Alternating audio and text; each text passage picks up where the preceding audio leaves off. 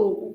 From a different location, it's me, Ashley, here with Archetype, sponsored by Lenovo, and we are here now in ZBrush. If you guys missed last week, I will show you guys what we were up to. So, so I want to get sculpting. So, last week we came up with the archetype for Joker, and we'll be continuing that. But last week we just kind of went through some drawing iterations, coming up with a character and who this character was, and maybe some ideas. And then I took it upon myself just for fun, as the week went by, to gather some reference and to do a redraw, a little bit more of a finalized design for it, and something that's slightly more interesting than maybe what we came up with, but still holding true to all the ideas. And again, as we sculpt it in 3D, a lot could also change. So yeah, now that I have reference and some interesting ideas and stuff, now we can go ahead and jump into 3D. So I have that reference always up, but I don't have a big enough screen to always share it, but just know that I'm always kind of looking at it for ideas and whatnots. So here we go. So whenever I'm starting out a character,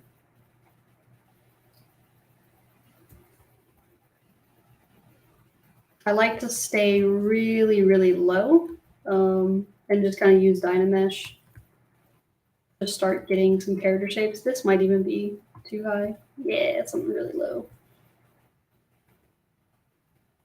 And thank you for liking the redesign. I appreciate that. Yeah, with the redesign, it's one of those things that,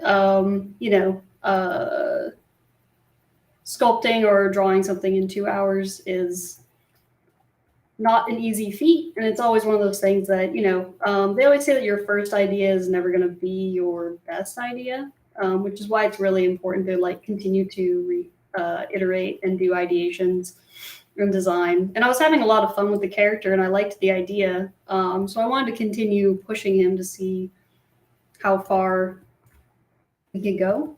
So again, it's always one of those things where I'm constantly kind of changing the ideas, or constantly thinking about, oh, maybe this shape's more interesting, or what can make this design read better, and things like that. So for the redesign, a lot of it too was just giving a bit more of an interesting shape to the character overall. So for example, he's very triangular in shape, and it's actually kind of interesting. One of the things I looked up was these alchemy symbols, because that's what our character is. Maybe you guys can help me pick out which one would be kind of interesting for him to have on his attire, or maybe something that's a symbol that we can kind of repeat as a design throughout. Even this earth symbol could be kind of interesting, this upside down triangle with a line. So maybe some of the designs and things that we come up with can kind of have this little motif. Or maybe we can pick multiple. There's a lot of really interesting ones in here. So again, I like kind of having reference like this to allow myself to kind of ground the character. But from what we drew last week, we kind of talked about that triangle shape that we were trying to mimic and keep. But now it's one of the things that I wanted to push that even more. So I made his upper body even bigger. I made his waist even smaller, to really accentuate and get that cool shape design going. So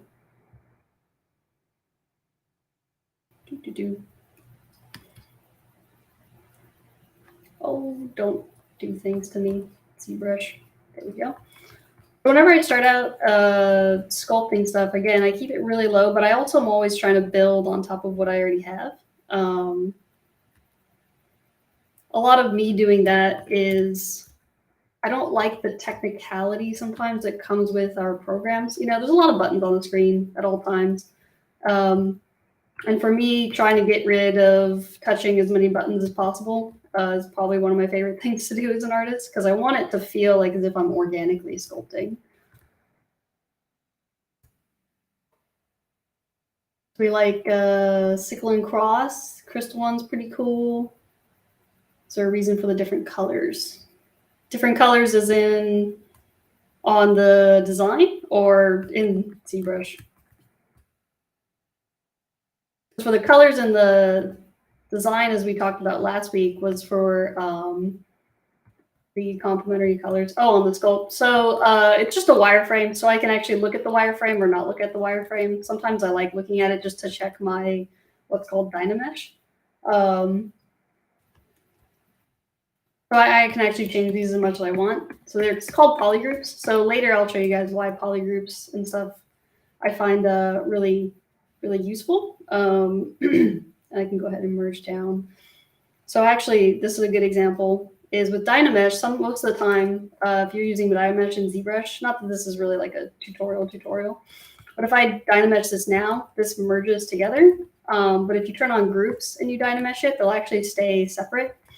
But what I like about this is they stay separate, but they're one object. And so I can sculpt on top of it and kind of seamlessly merge them together. And as it gets higher res, you'll see that I can kind of start merging things pretty seamlessly into itself. It's really, really handy.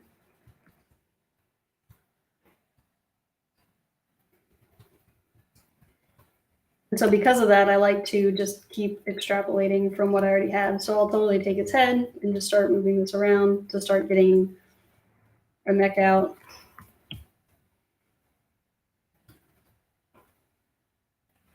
You'll see the colors change constantly. So I auto grouped it again so that way I could then keep the neck separate. It's kind of a hunched over.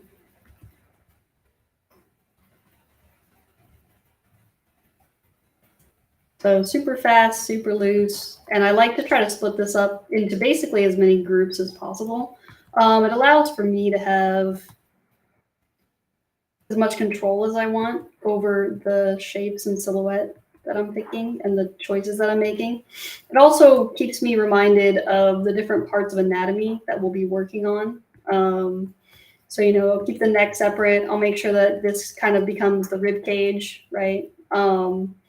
Sometimes I'll make even a kind of mid-torso section. And then sometimes I'll be merged together, and then I'll also create hips. And it allows for me to sculpt on top of all these things, but also remind myself that there are these harder structures underneath that we kind of have to stay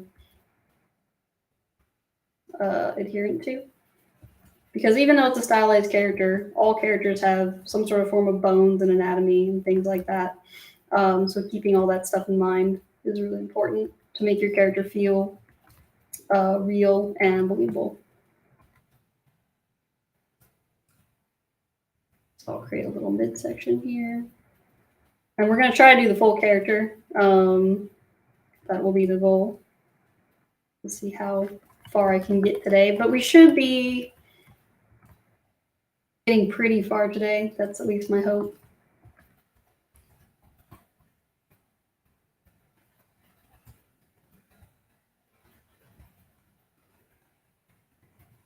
Blocking out the hips.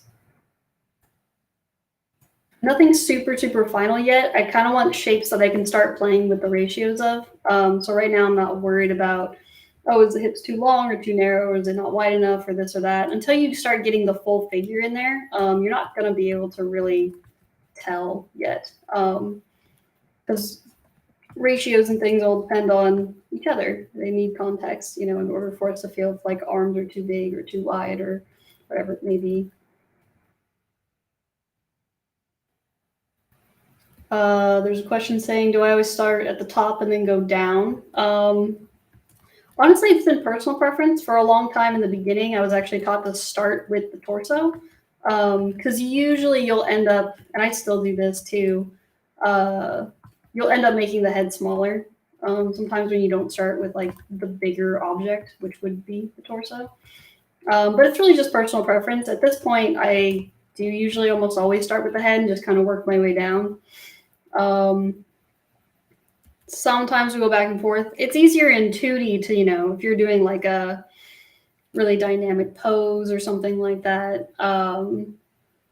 If you want to do some foreshortening, you can draw the hand first, and then you can kind of relate everything to that. But in this case, because we're doing just a T-pose, and then we'll be posing him probably later, probably next week. Or I might pose him not on stream because it's just not very fun to watch. And then I can do the lighting and rendering stuff on stream, but we'll see how far I get. Hello, YouTube Tattoo. Welcome to the stream. I actually have 2 monitors now, unlike last week, so I can actually look at reference and see what you guys are saying in the chat. Try to stay as updated as possible. Oh, I know. Well, I love Josh too. Josh is actually, I watched his stuff back in the day when he was doing the archetype stuff. And he and I followed like a similar path. For those of you that don't know, I worked at Legacy Effects for about 4 years, which is originally a Stan Winston studio. So I got to work on stuff like Mandalorian and Marvel movies and all that good jazz. We worked with Guillermo del Toro on Pacific Rim. We did Antlers as well, Shape of Water, all that kind of fun stuff. So being in practical effects was always really fun. I got to work with people that basically built my childhood, which was awesome, because they're the people that created the original animatronics for, you know, Jurassic Park and whatnot. So always really cool to see the inside of practical effects, and to be able to model something that then comes to life is always really, really cool. Hello, I have a question from Nadir. Sorry if I pronounced that wrong. It says, do you work only from the concept? Do you have other reference images? So I'll show it every now and then just as people come in. But yes, we're working off of these reference images here. So some of it's my concept, right, that we did last week, along with a redraw that I did. And then some small reference that I gathered. Pinterest is my favorite for this reason. Same thing with all you LARPers out there. I love being able to see these. You can find tons of people on Pinterest that are actually selling tons of recreated clothing for, you know, LARPing and costume and cosplay and all that stuff. And it's a wonderful reference because it's real. So somebody out there made it, which is a great way for me to go, okay, how was this made? And I can kind of break it down and find cool shapes and whatnot. Always be careful to make sure you're not copying exactly, because this is somebody else's, you know, artwork and stuff, but using it as a guide or as a reference to what you're going to create. You know, we all kind of influence each other in that way. But if I do try to find something, I'll try to give credit if I can. So yeah, so we're going off of this reference, which will always kind of be in my little background. And right now we are just blocking out our character. I'm using dye mesh with groups on, and you can see that right now, like, it's not very pretty, and that's okay, because we're just trying to get all the basic shapes out, and then you'll see eventually I am going to be looking very, very closely at this silhouette view of our character. It helps a lot to break out all that stuff in terms of silhouette and rotating your character to make sure that it reads well from all angles. This is super helpful. A lot of people get too caught up in the details first, and then they don't really look at their silhouette, but silhouette's like your most important thing. It's the first thing people are going to read, you know, especially in something like what I work in now, which is games. You know, you only have a moment to tell the player, hey, you know, watch out for this enemy as it's coming down, and the person has to be able to go, oh, what kind of enemy type is that? And, you know, the way they're going to do that is they're reading the silhouette. You know, so if you look at something like Halo's a pretty good example. You can tell when it's going to be a hunter versus when it's going to be a jackal or a grunt or whatever it may be, because they all have really, really unique and interesting silhouettes. So that kind of carries through any sort of design that you're doing.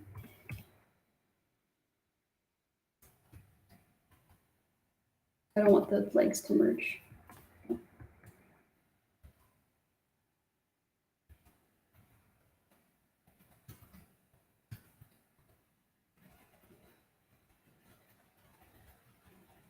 Again, just working my way down.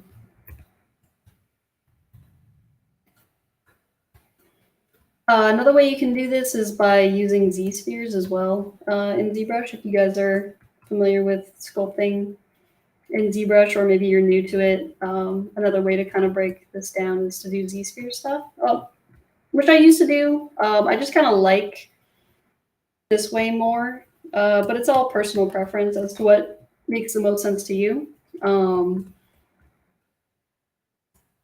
For me, this just feels like as if I'm grabbing and pulling clay, which I like more. I just like the feeling of anything, again, that can make it feel like a more organic process, or a process that feels less 3D and less technical. I'm all about.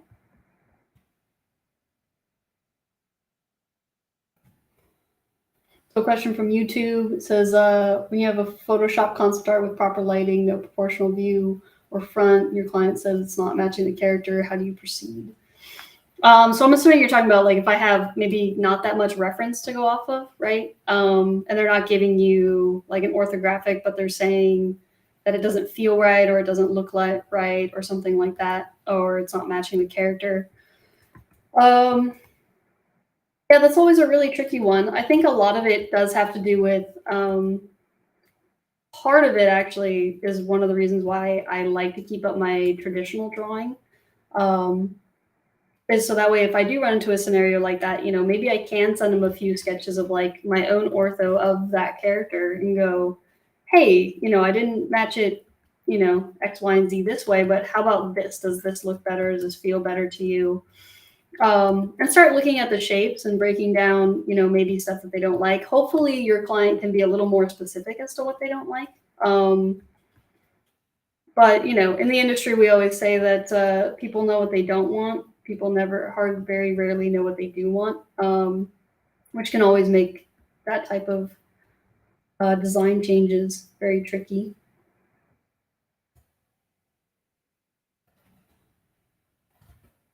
I'm so used to, oh, that's why. I'm going to turn him around real quick. He's technically facing backwards. You can see my little viewport. So whenever I was doing a mirroring weld, I was doing it the wrong way. Just breaking the old habit.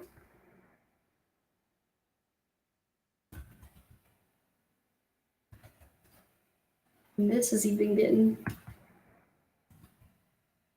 almost too high for me. That's okay. Cool. So now we have the full character except for maybe his hands. Let's do that.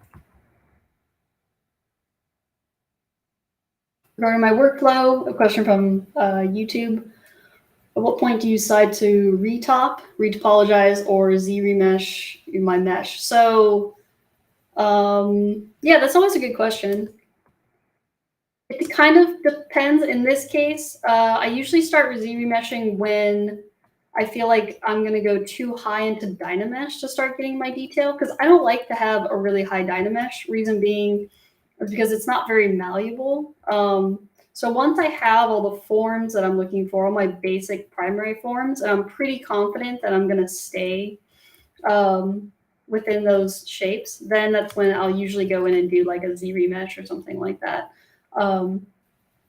Sometimes, though, I'll actually just keep Dynameshing, but I don't like doing that because, again, most time with these types of characters, I will go into wanting to pose them and doing all that, and it's way easier to have a low res for that rather than trying to pose a Dynamesh. If any of you guys have tried, you know, using Transpose Master on a mesh that's like really high res, you guys all probably know the pain and suffering that that comes with that. So yeah, usually when I feel like the Dynamesh is getting too high, I'll start to Z-remesh. Oh, thanks. My headphones are looking so cool. Someone says, I appreciate that. They have some weird number. It's like, it's Sony, and they're wireless or wired in. I have it wired in, so I don't have to worry about battery. I think they're called like WX100 whatever or something. I don't really remember. But yeah, they're just like the nice Sony headphones. And I'm not listening to any music in. That makes me kind of sad. But maybe next time I'll listen to some music with you guys. Shout out to your music preferences. Mine are weird, so I want some cool music preferences. Question I missed from Twitch. Have you worked with physical sculpting like clay, and was it helpful? Yes. So if I get the chance to, I'd actually almost always love to go back and do traditional sculpting. And it's one of those things, like I said, that it forces you to learn about silhouette and simplicity in your stuff. I took Simon Lee's sculpting class. Super awesome, super helpful. You don't know who Simon Lee is? Look him up. He's the main man. On Instagram, I think he goes by Spider Zero. And he has a really, really cool, fascinating story about how he got into the industry. And he's just an amazing sculptor and a really great concept artist. And he has awesome concept ideas and work. And he's one of the few artists that actually started doing traditional sculpting in a world that was kind of moved on and doing digital. He's getting into ZBrush now, which is really cool. But yeah, he was super traditional, and having traditional background will always help. Just how I always say that having a some sort of formal background in 2D, I think will always help your 3D, and vice versa. If you're a 2D artist, utilize the tools of getting into 3D as well. It's always going to be helpful to have.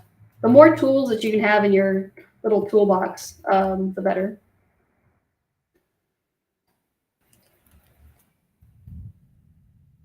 Oh, I think the host posted Simon Lee's thing and posted the headphones. Thank you, lovely little host.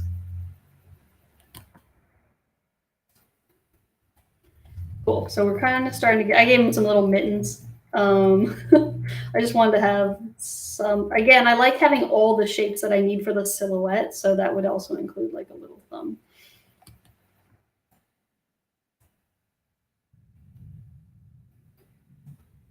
Cool.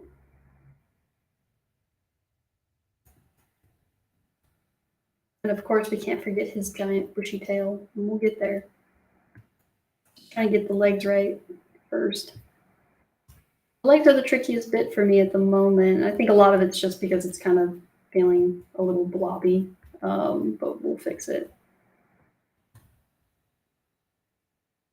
And it also could be proportion too, making the hind legs maybe longer or shorter. And I'll constantly be pushing and pulling these shapes, trying to figure out what is going to look best.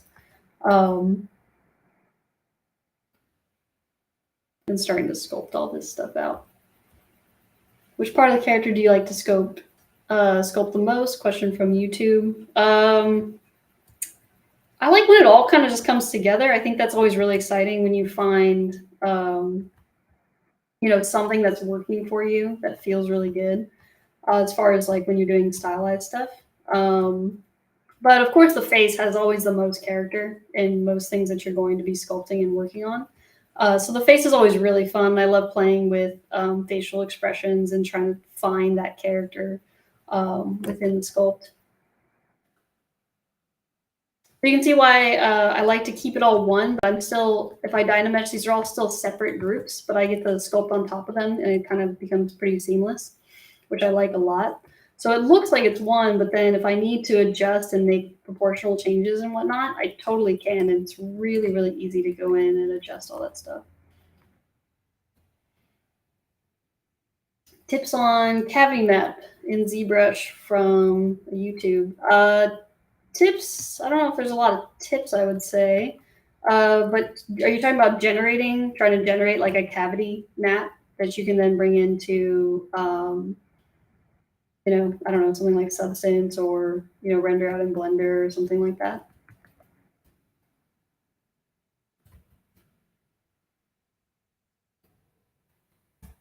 Because if so, you can paint your model white, and then you can do cavity masking, and then fill that in with black, and then you can save that out as a texture map if you have UVs on your character.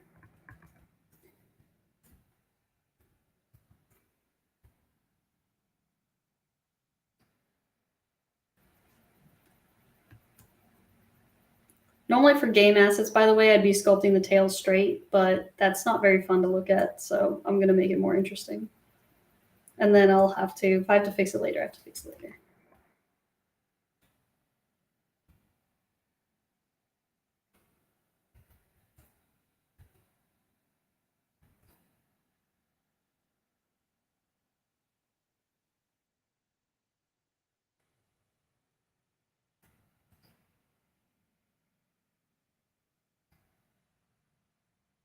I have a Prince of All saying, love that sculpture from YouTube. I'm assuming you're talking about my Vegeta sculpt, and I appreciate that. I too love Vegeta.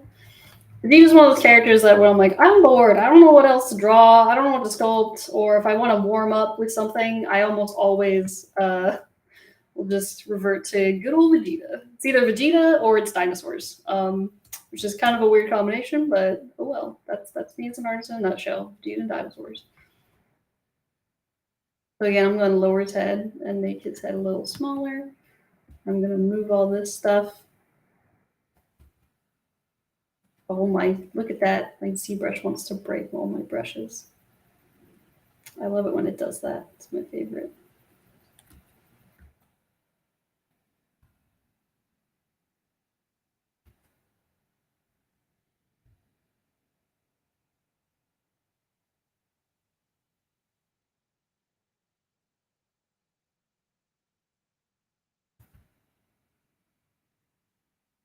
So now I'm just trying to kind of push and pull and trying to find an interesting silhouette. Like for example here, I don't mind having these, I want these big sloping shoulders. That's totally fine.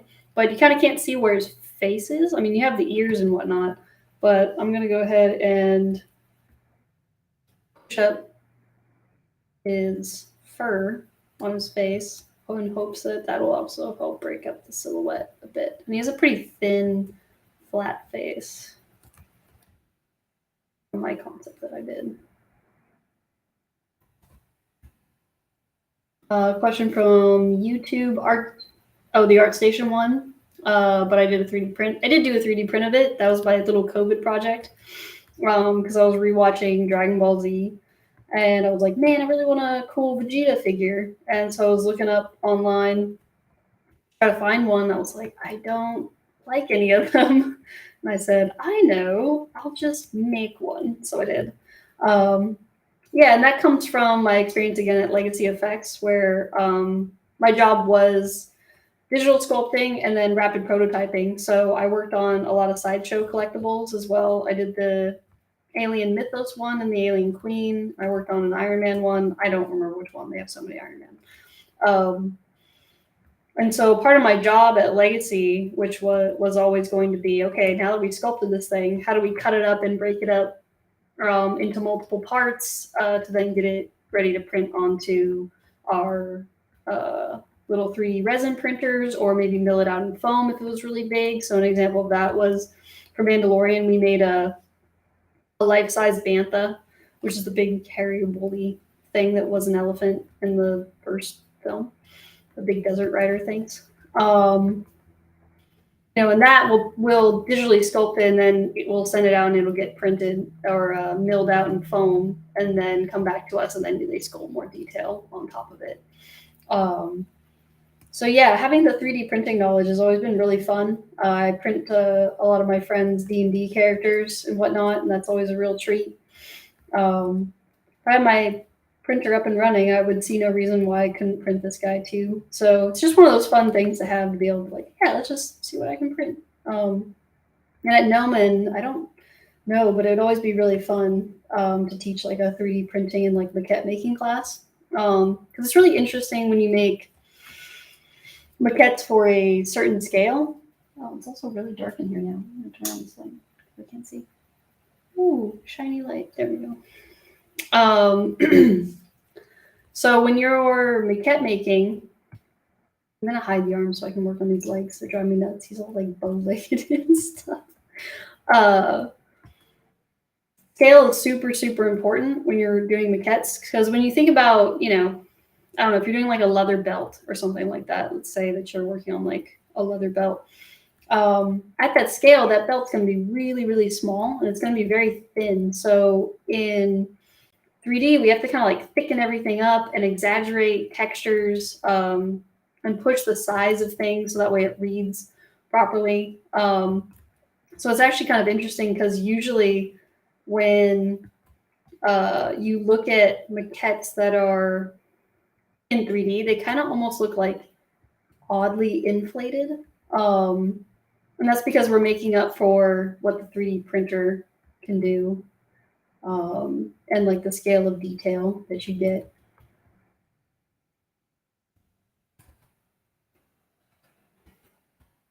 Okay, already happy. So one thing that will drive you crazy about legs that are animals or like anthropomorphic legs is you kind of need that trilateral breakup. So you can see that. I'll go back.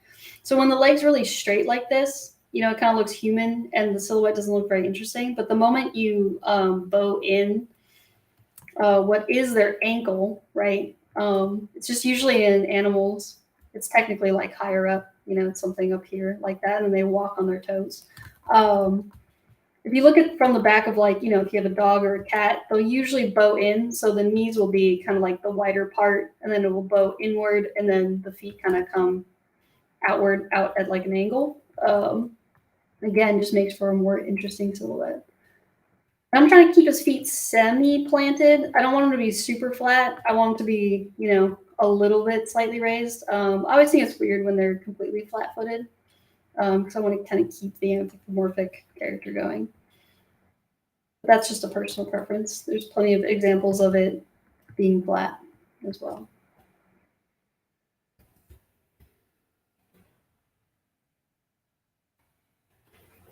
And now I'm going to start just kind of sculpting in some anatomy, just trying to make this feel, you know, part of what will help your silhouette and kind of help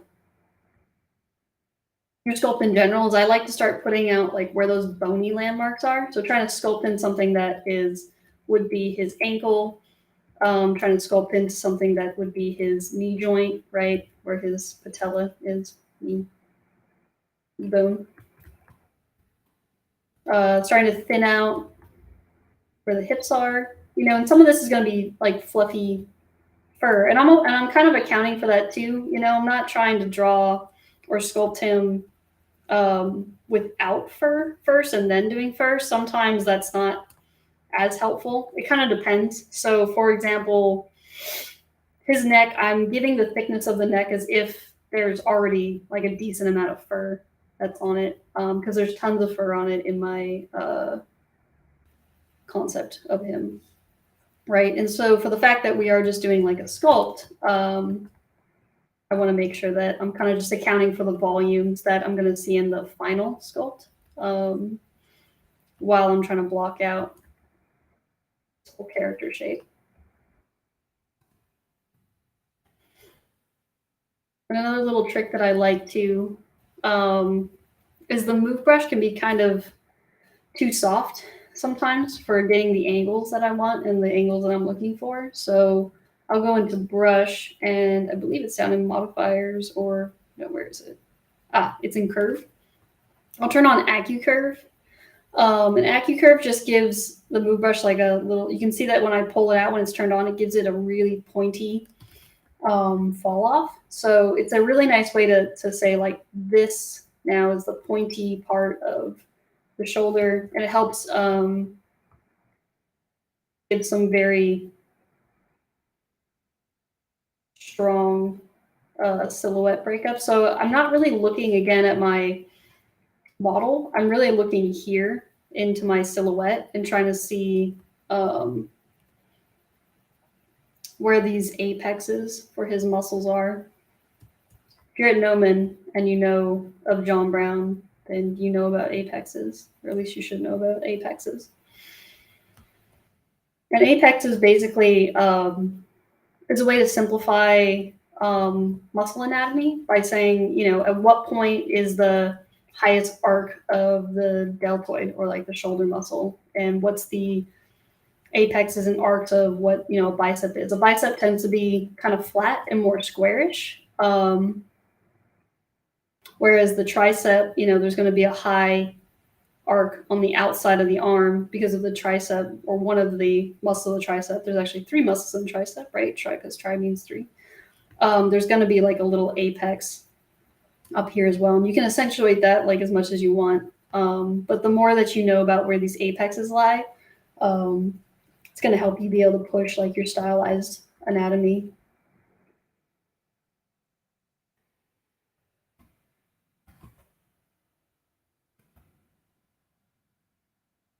So even though I'm doing a stylized character, I am still thinking and taking into account real anatomy, real shapes.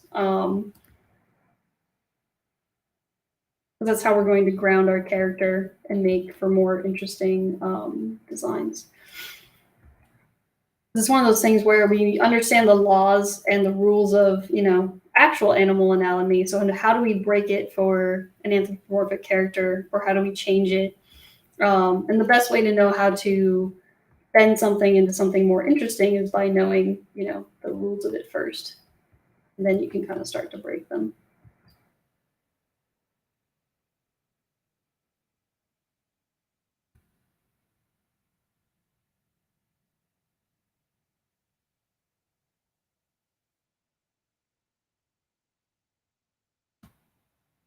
Question from Twitch: do I reference the 2D drawing a lot in a sculpt, or is it kind of memory?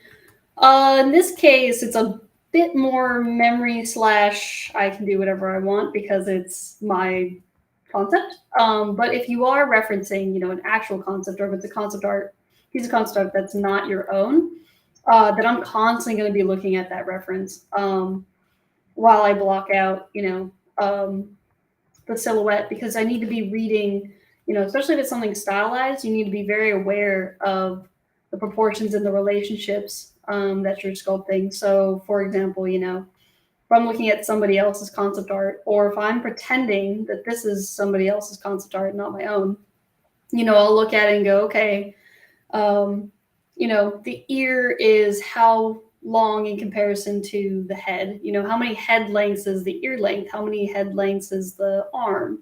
And I'll start kind of looking at ratios. Like if this arm straightens all the way out, how long are his arms? His arms are actually like pretty long, right, in comparison to his legs.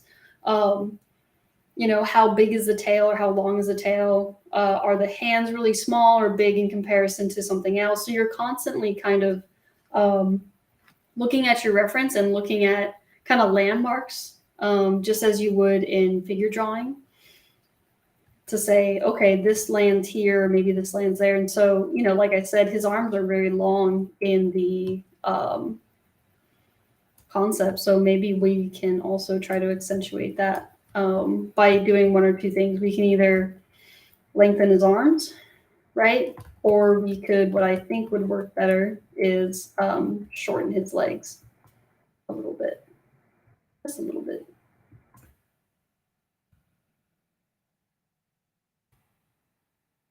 So yeah, if you're sculpting from your own reference, then, you know,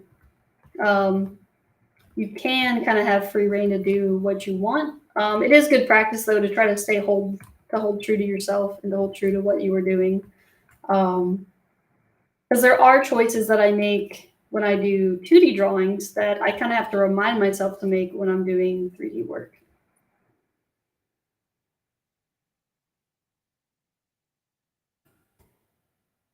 YouTube says very didactic way of teaching. You know bigger words than I do, so thank you. I'm going to take it as a compliment. I'm an artist. Don't throw big words at me. How dare you? I still have the arms mask. Cool. We're trying to get his silhouette starting to come together a bit. And again, I think I talked about this even when I was 2D drawing with you guys last week, but embrace the suck, right? Embrace the ugly. There's always going to be a stage of your sculpt, you know, like if we go all the way back, like, whew, that's ugly, right? There's going to be a stage of not looking so hot, not looking so good. But as we keep moving and pushing things, the character will kind of start to come into place. And you can see our silhouette is really starting to kind of come together in comparison to, try to move this guy, sorry. In comparison to what our reference is and what our sculpture is, or what our drawing is. And we're going to be able to do a lot more with him too, because we'll be able to add some fur, which I will also get into. I like to try to figure out where his anatomy is, though, on his back before I do that. Trying to landmark like where this gap is. Question from Twitch is, do I ever use Sculptris Pro in my workflow? For this type of stuff, no. But at Legacy, when we were doing 3D printing, so in order to get stuff ready for the 3D printer, you have to decimate it. So you have to tessellate it. And so if there's like a really, really last minute change, or you need to add, if you print it, we did tons of prints where the first print just wasn't strong enough, or wasn't sharp, a certain detail wasn't sharp enough, or something like that. If it was something really small, like, oh, this crease or this thing needs to get dug in more, or this needs to get accentuated more, then I might just use Sculptress to go in there and sculpt that detail, because it'll just tessellate and add geometry where I need it to. But other than that, no. For stuff like this and for game assets, I like to work within Dynamesh. All right. Happy. So this is an example. Twitch says tessellate and decimate are pretty big words. They're only big if you don't know 3D. If you know 3D, now you can be cool to all your friends who don't know 3D, and you'd be like, yeah, I decimated a thing. I mean, decimate's a pretty common term, but it's very common in the 3D world. And tessellate just means tessellated mesh is just triangles, basically. Another thing from Twitch. Hey, I do a bit of ZBrush sculpting, and I've always wanted to 3D print it, always finding it daunting for some reason. Any tips on where and how to start? Yeah, so honestly, I actually recommend 3D printers are actually surprisingly inexpensive. I mean, at Legacy, we had printers that were worth, thousands of dollars or whatever it may be. But I have one that only costs $150. And there's two companies. Both are really good. There's one called, the one that I have is called Anycubic Photon. And then the other one is called the Elegoo Mars. I think at the time when I bought mine, this was years ago, or during COVID. No, I bought it before COVID. I think I got the Anycubic Photon printer because it had a bigger bed, but I think they both have pretty large bed sizes now. I'm also going to start sculpting the face a bit more, so I'm going to split this off so I can add a bit more detail to it without adding more geometry to my body. So if you don't have a 3D printer, it's actually really easy to get into 3D printing because it's not that expensive. And they print great. They print really good details. The bed size aren't that big because it actually works off of basically the same size of a LED screen that's like on your smartphone. But I think nowadays, their bed size is actually much bigger than that. So you can start off there. Oh, I'm getting some weird do the things. There we go. So you can start off with doing that stuff first, and then the resin printers are pretty friendly as far as cleanup. There's the endo printers,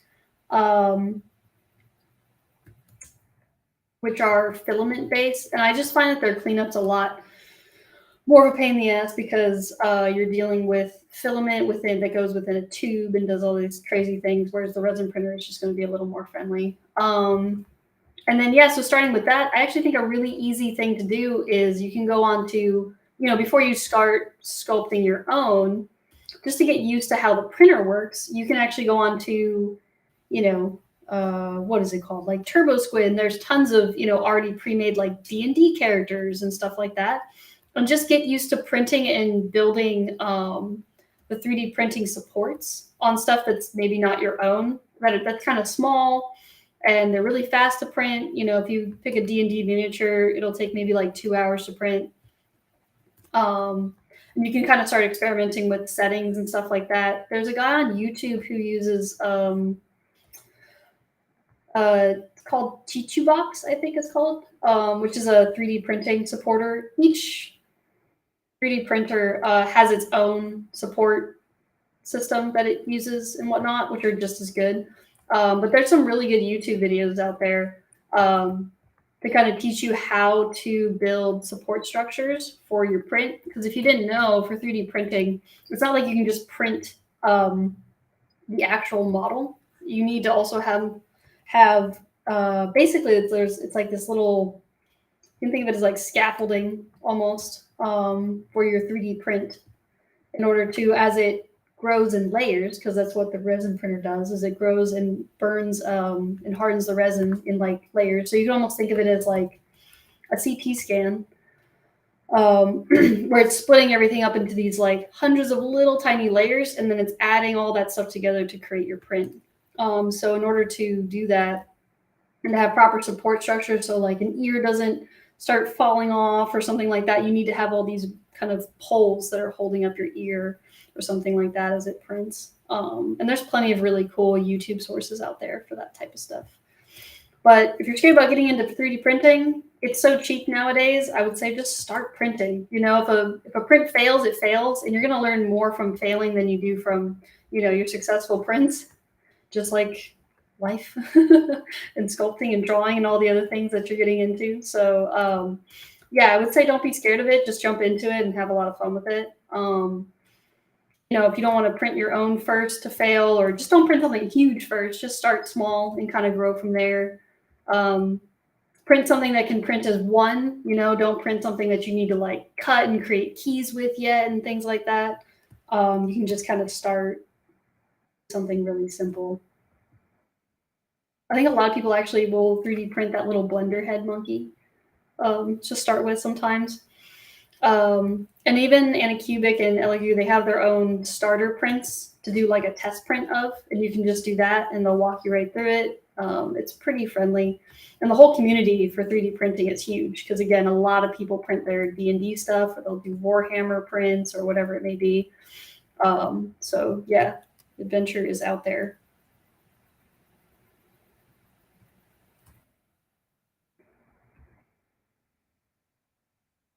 Cool. So I'm trying to sculpt a little bit more detail. Kind of need a little bit more. But I like to really try to flesh out the face because, again, it's where I'm going to be getting most of my shapes for my character, as well as I start figuring out, you know, like what kind of shapes do I want to keep from my concept and what works and what doesn't work.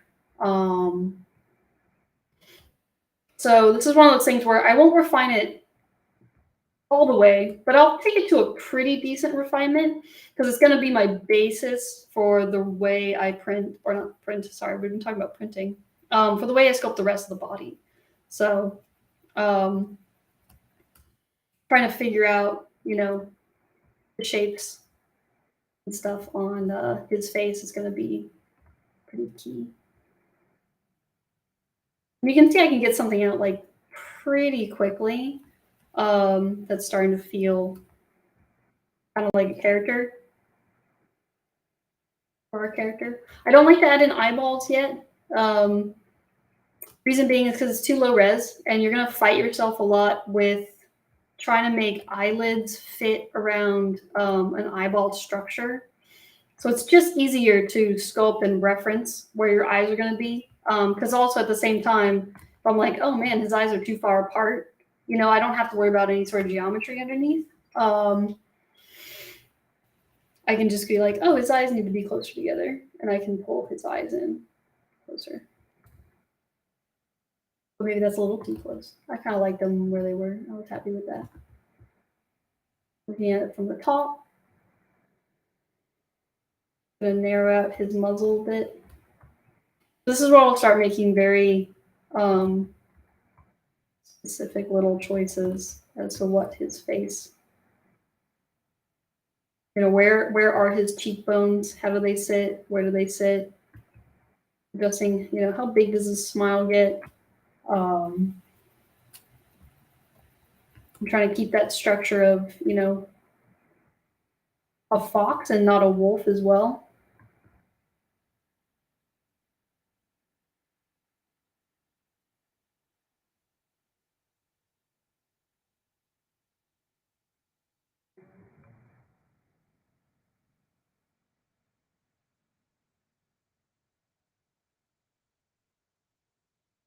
It's okay for now. Like, you know, if you're doing production stuff, you might not want to sculpt in an expression. But part of me in the beginning stages of this type of stuff always likes to kind of sculpt in some sort of form of. I'm gonna turn off AccuCurve because I don't need that anymore. I'm starting to see these little points that I don't need. There we go. So I like to sculpt in some sort of form of expression just so I can get a feeling of the character and who this character is. You know, he's kind of sly, and in my drawing I have him kind of getting some intense eyebrows and stuff. But I don't want him to look angry, I just want him to look kind of tricksy. Kind of scheming.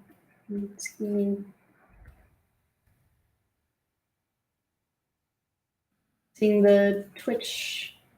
Ooh, working on a Pokemon sculptor as a Christmas gift. I will say 3D printing makes pretty excellent Christmas gifts. It'll look like a badass. You'll be like, whoa, I made this cool thing for my friends. Again, that's why I like sculpting the D&D characters. Super fun. Did we figure out if he was a villain or just a playful hero? We actually really kind of didn't. So it's still kind of up in the air. With my drawing, I don't get villainous vibes. I feel like for me, he's feeling more like a playful hero that has to kind of outwit his other foxy friends.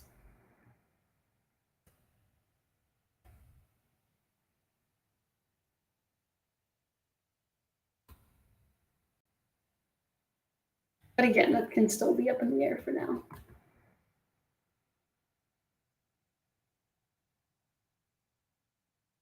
Question from Twitch: when you merge subtool meshes at different Dynamesh resolutions, do I do anything specific so that I don't lose a lot of details when Dynameshing? So for example, for what I did for this is I actually split off the head so I could Dynamesh more. But I'm still keeping everything separate. So this looks like it's merged, right? If I sculpt on top of this, it looks like the ears are merged, but they're actually not. They're still separate. And the reason so the way I'm doing that is through polygroups. And when you do Dynamesh, this is my own custom palette, but in Dynamesh down here, there'll be this little multi-groups Dynamesh. If you turn that on, anytime you Dynamesh, whatever is its own separate polygroup, they will not merge together. So if this was one polygroup like this and I did a Dynamesh, now they're merged together, which just makes it harder for me to adjust stuff. So, you know, especially for an example like this where I might not be happy with the way the ears look, you know, I can push, my bad. I can push the ear around by using the move topological without adjusting any of the structure of my face. So I can start really pushing like, oh, what's this ears look like? Are they turned into horns? Like, it doesn't matter. And it's not going to just to mess with my face sculpt. So that's what I kind of like about this method. But anything that has higher resolution or anything that you need to have higher resolution should be kind of its own.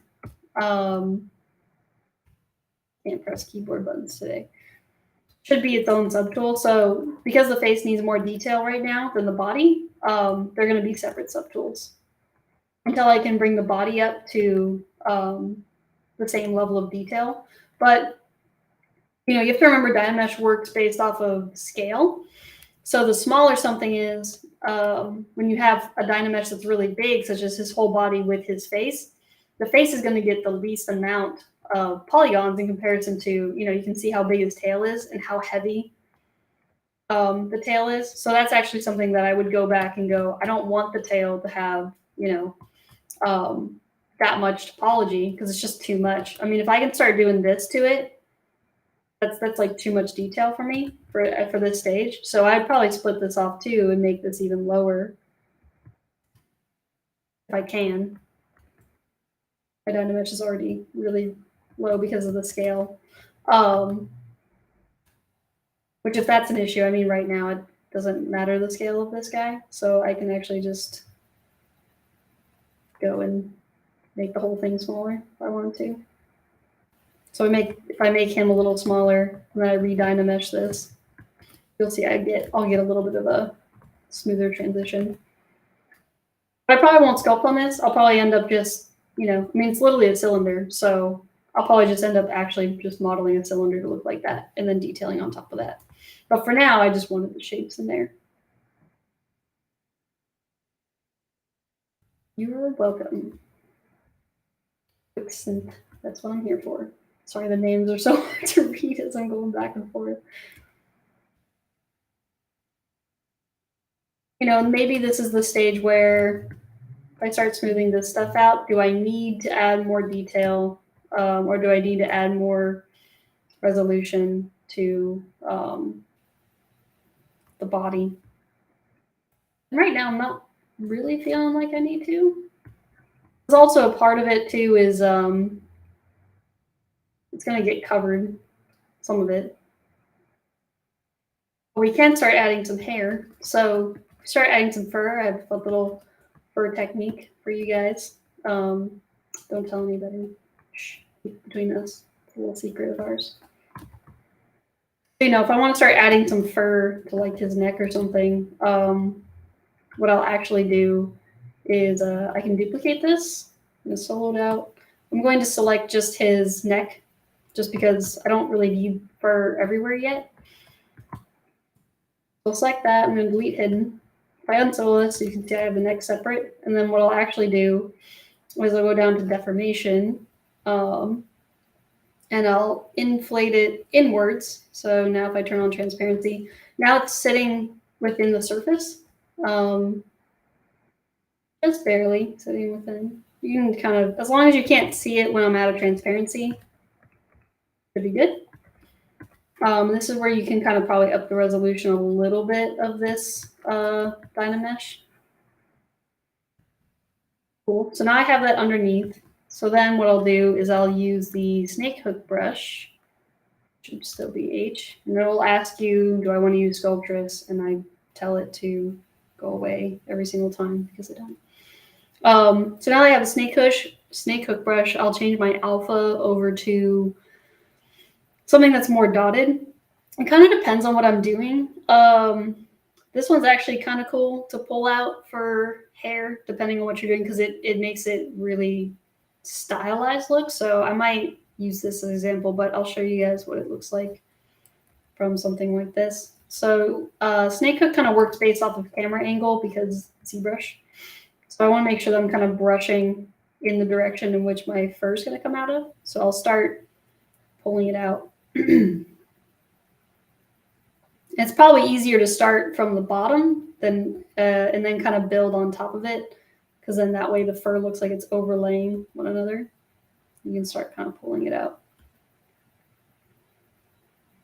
This is just a really quick and dirty, fast way to get some fur going.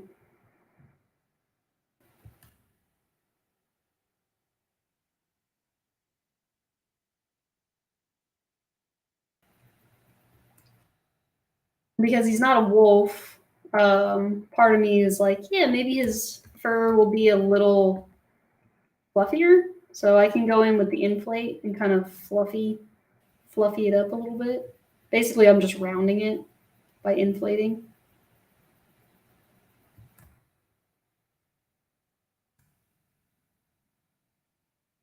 And for now, I mean, you could leave that as is if you wanted to.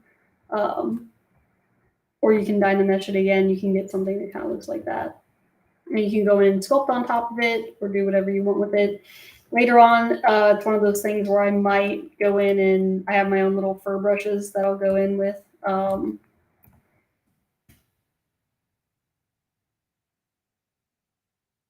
start changing around this stuff a little bit. Turn off symmetry just to add a little bit of variation, maybe.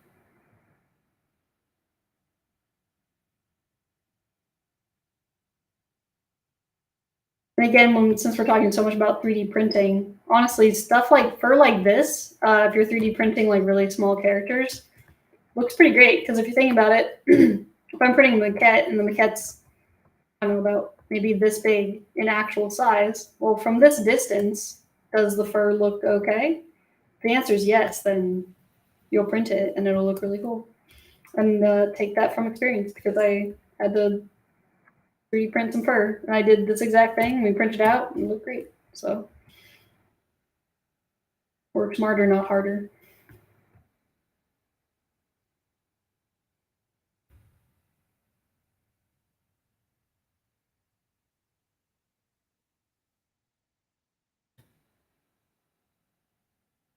This is also a time where, you know, if we have a character like this, I kind of like to try to get some color going, just so that way I can feel the character more. It's all about personal preference, though, of course. For me, though, I'd like to start to see some color, so we're going to start putting some color on them.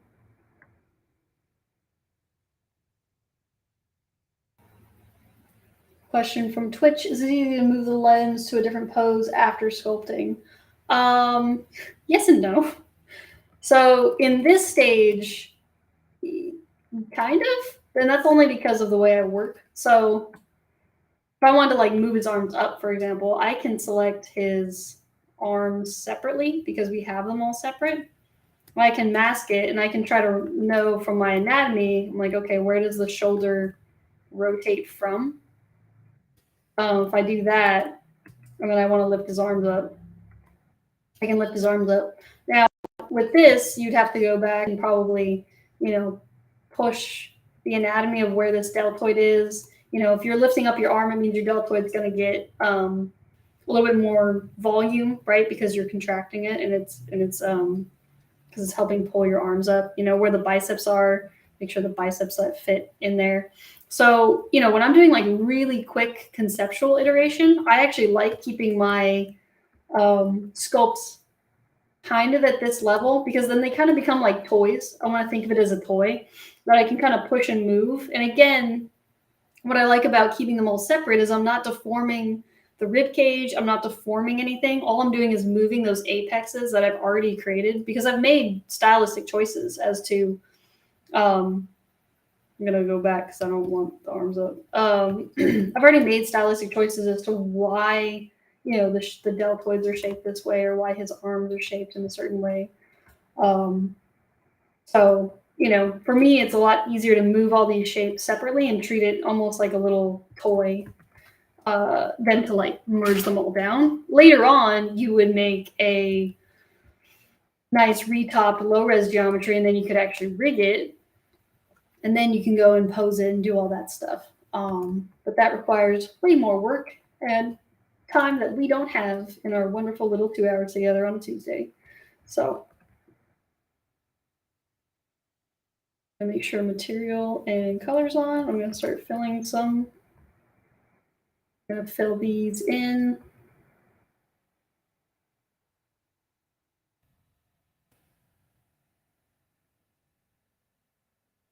So now I'm just gonna add some color breakup. And again, you don't have to do this. For me, I just like feeling out where the colors are going to be on our character. Helps me get an idea of our character a bit more. I think this is really more of just like an artist feeling than it is, you know, necessary. It's just like, oh yeah, I want to add some cool color. You know, because who wants to stare at a grayscale model the whole time?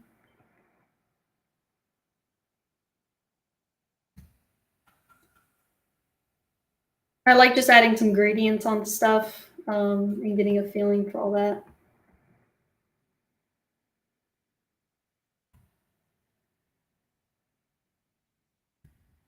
Because then also when we start adding clothes and stuff, you know, I'll make his little hood cape thing, and I'll make that red, and we can start feeling the contrast out and feeling colors out and stuff like that. We can start getting some more ideas. I don't know. I always feel like whenever I start adding color, I can start getting some more interesting ideas.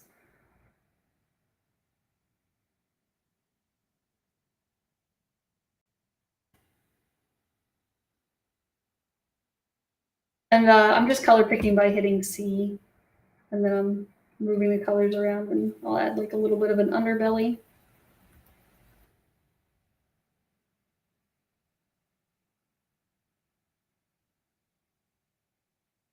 So just really quickly going in and adding some color makes me happy. If it makes you happy to do it, then keep doing it, because I sit and sculpt for a very long time every day. So anything that makes you happy to look at, do it. That's my advice. Oh, now we got our little green fox. And I want to make the tip of his ears darker. It also helps to kind of break him up in this way, for me personally, because we're trying to make him feel like a fox. So there's certain colors and patterns on, like I'm looking at the fox reference that I have, you know, and trying to match where the colors are on that. To try to get more of a foxy feeling. Because they've kind of got like this little dark spot right here.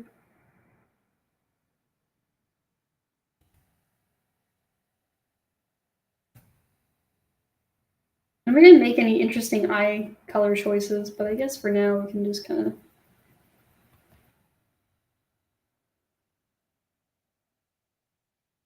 throw something in there nice and lightly.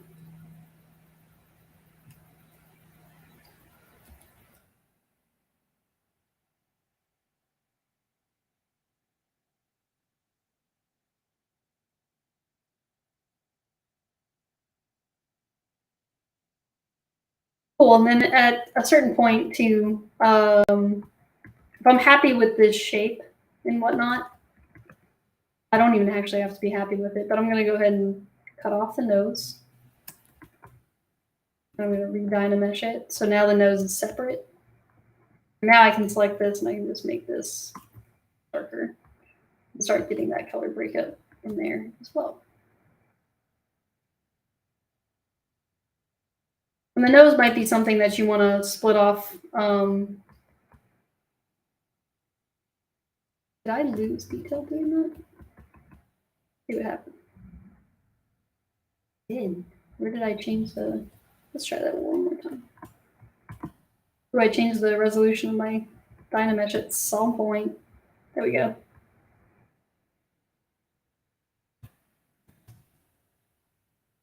No biggie. All better. That's kind of the beauty of Dynamesh, huh? Just being able to move around and go back and forth really quickly, really easily.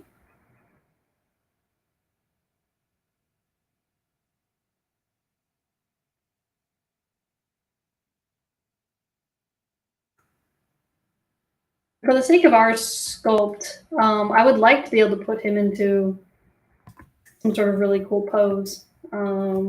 And then do, you know, I don't know, maybe like a render in Blender or something like that. We'll see what we have time for eventually. But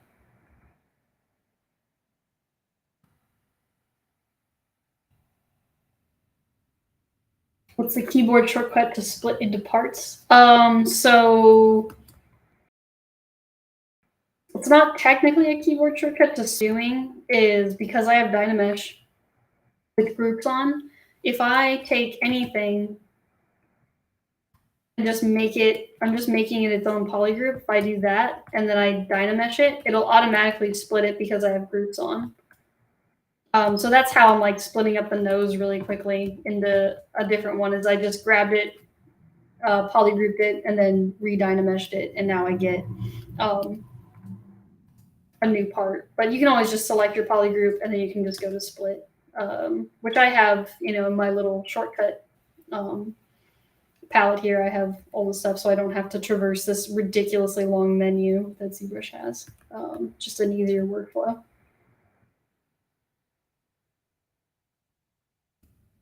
So again, that's why I like using the this kind of like Dynamesh and polygroups method of working. Is it's really easy for me to split up stuff. If I want to split up, you know, the fur, I can. And what's kind of cool about that is I'll make an example of this.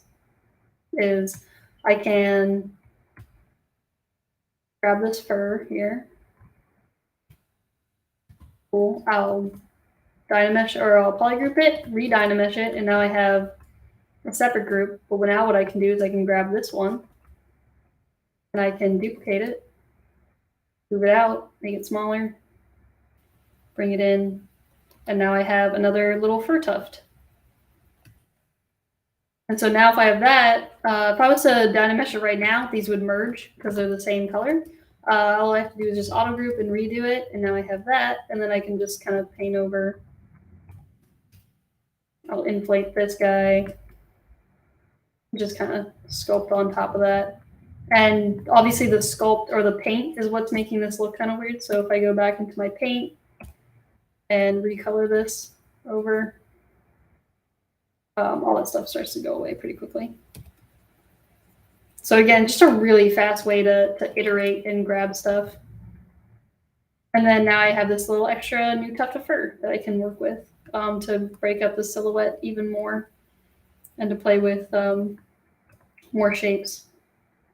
So it's just a way for me to constantly be adjusting shapes and stuff like that. And now I can also, what I kind of like about this is I can find his skull shape, right? Like where is the shape of his skull? It's like a weird face spot. You know, if I wanted to, I could flesh out his whole skull shape first and where his jaw is. Do this really quickly. Right, so then again, I'm reminding myself of actual landmarks of where this character's anatomy is, which is a nice reason to break up the fur. So now I know, okay, you know, his jaw's here and his little cheekbone goes back this way and then turns into his temple. You know, how does his fur attach? You know, his fur is going to be back over here like this. Do this if I wanted to. I could sculpt into this a little bit. But yeah, it's just a really quick way to iterate.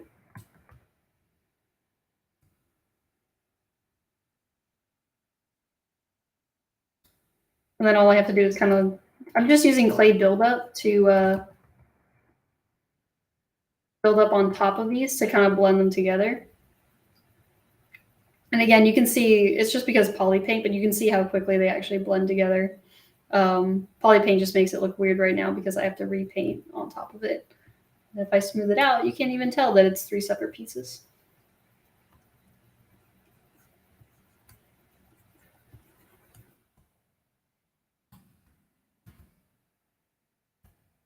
Turn poly paint back on. I'll go ahead and head in. Cool. So I feel like we've got a pretty decent block in of our character. Again, we could go a lot farther. We could add more of his fingers and things if I want to, but I think it's probably good to start adding some of his clothes, right? Because again, a lot of this stuff, like, I mean, our anatomy's pretty figured out. I'm pretty happy with where our shapes are and where everything's reading. But again, a lot of that is going to change in context to clothes that he wears and things like that too. So, you know, a big rule of thumb for me, and something that I also teach my students at Gnomon, is, you know, get everything in there as soon as possible so you can start making the correct adjustments. Because if I keep noodling forever on this anatomy, but in reality, like, why should I sculpt the shit out of his legs if he's going to ultimately have pants? Right? So, you know, there's certain things that I'm like, oh, you don't really need to waste your time doing certain things, right? When something's going to change the silhouette, such as like adding pants. So we can kind of start blocking in some of his other clothes and things like that.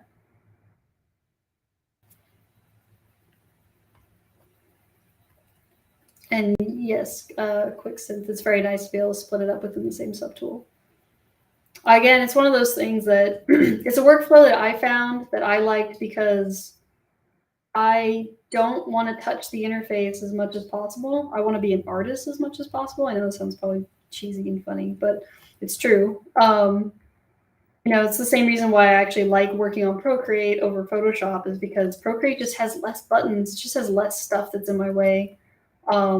And while I love ZBrush and I love all the technicalities that you can get into, when it comes to, you know, your initial sculpt and stuff, I don't want to focus on split mesh and Z-remesh and blah and like all these stupid terminologies. I just want to focus on the character as a whole and, you know, focus on the art first. As long as you focus on the art, all the technical stuff will be worth it in the end because you'll have a cool character. But if you focus on all the technical stuff first, you know, you may be kind of, as they say, polishing a turd. So We're going to try not to polish turds today. I'm going to try to polish something that is cool and fun. And so far, I think we're doing all right. I keep saying that I'm going to do clothes, and then I keep my artist brain keeps going, oh, little tweak of this thing, you know. Oh, I gotta. Also, there's these things that don't need to be there. They just don't need to be there. Cool. So now for clothes, I'm going to go ahead and actually I'm going to poly the whole thing. I duplicated it. And I'm going to dynamesh it again. So now we do have it all merged. A little bit higher res though. Yep. Nope. Keeps changing back to 16.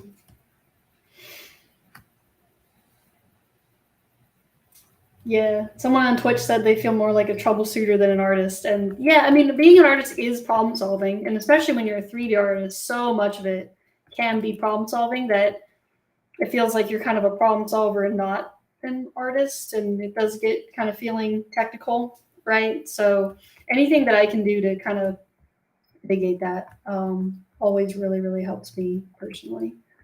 So I'm going to go ahead and mask where I think his cowl cape thingy is going to sit. And maybe it's going to be a triangle because triangles. We've been doing shape design. Triangles. He's very triangular, so we'll keep it going.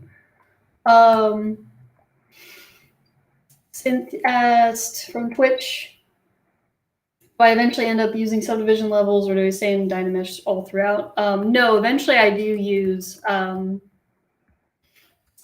subdivision levels, and I'll probably even start using them on the clothes pretty early on, and reason being is because to get, especially with stylized stuff, the lower I can go, the more editable it'll be, and the bigger shape choices that I'll be making, and the easier it is to kind of like manipulate and move around.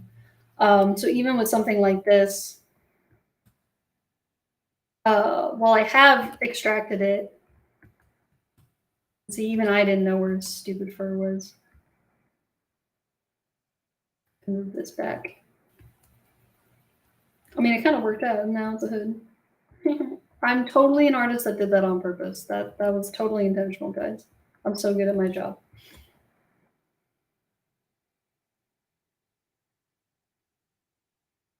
And we want to make sure, now that we've got color, God, I'm going to constantly be adding color because I can't stare at it if it's red.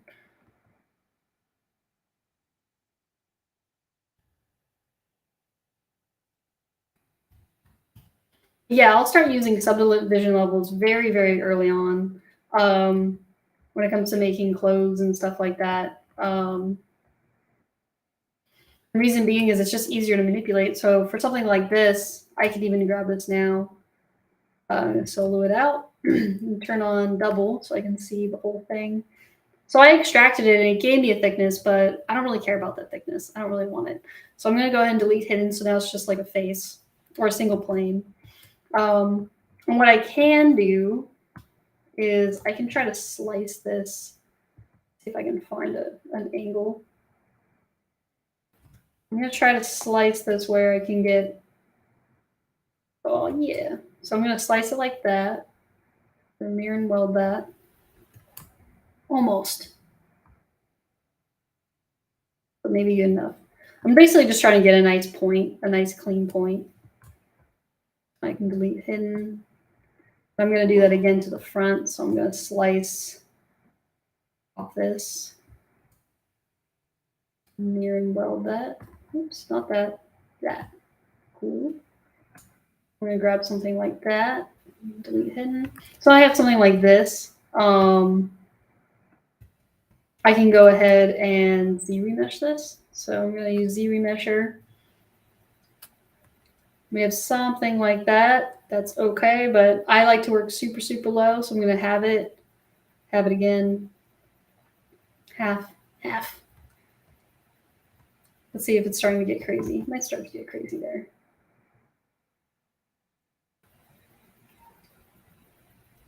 Sometimes it does good things and sometimes it does really bad things. But I try to work even lower than this if I can.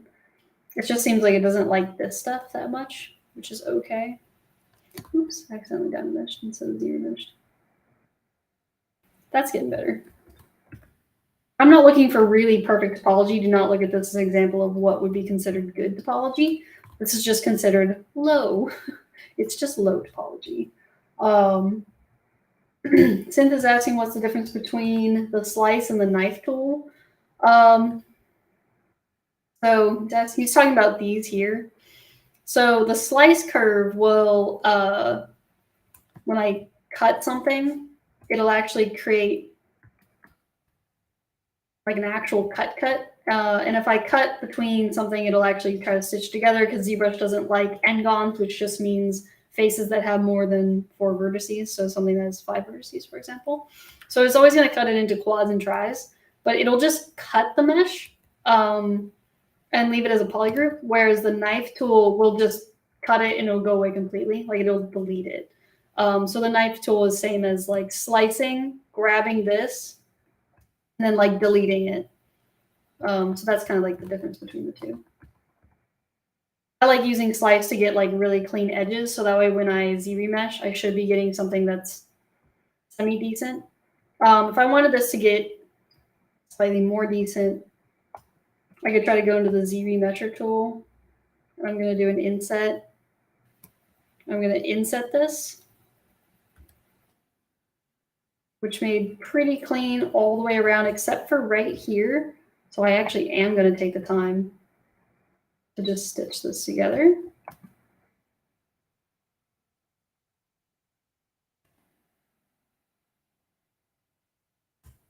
The knife is similar to trim. Yeah, it's kind of similar to trim. You'll see that sometimes in certain situations, like the trim tool will work better than the knife tool, or vice versa. It just kind of depends.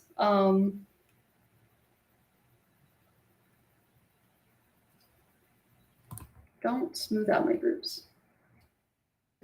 Ah, there we go. So see, this is a nice little cool kind of trick. Is the topology was kind of a hot mess, but the more guides you can give ZBrush to do a Z-remesh on, the better it will perform for you. So to fix that, all I did was do an inset, and I fixed this little dumb stitching that sometimes happens. Now ZBrush has an edge loop, right, that goes all the way around our mesh. If I was to select this, you can see it selects all the way, well, it should select almost all the way around, right? So now that I do that, if I go to Z-remesher and say keep groups, so now it's going to keep that poly group that goes around the edge and the one on the inside and try to make the same topology. It actually will create a little bit nicer topology that I can work with. And this is topology that I could even have again. And now we're getting somewhere really low that I prefer to work into. That's what I'm here for, Synth. Hopefully that's a good tip. I'm here for all the good tips, hopefully. Watching me sculpt is one thing, but hopefully I can have you guys sculpt some stuff, or you guys can learn some stuff that you guys can bring into your guys' things. That's what I'm here for.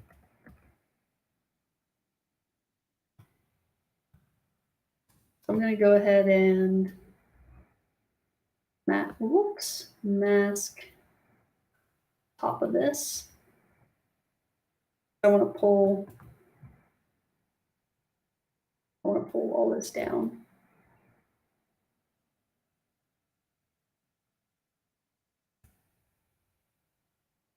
Ooh, look at this. We're getting some triangle shapes on his face, and then we get another little triangle shape that comes from his little cloak.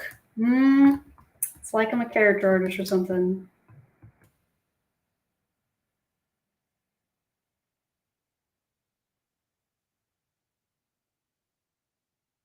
If you want to also, oh, we got a question from Twitch. Twitch says, ooh, someone's still celebrating with T-bone steak. Awesome. Where's mine? Is my first question. But somebody else asked, is it tricky for me to do something like liquids, metals, or something that's still tricky to me to sculpt? Liquids are always hard. I actually have a whole brush set now that I sculpted a bunch of like water liquids. If you go onto my art station. I think he's there. It's a waterbending crocodile. And I basically made insert mesh brushes of liquids that I can just like insert into scenes and then push and pull and manipulate.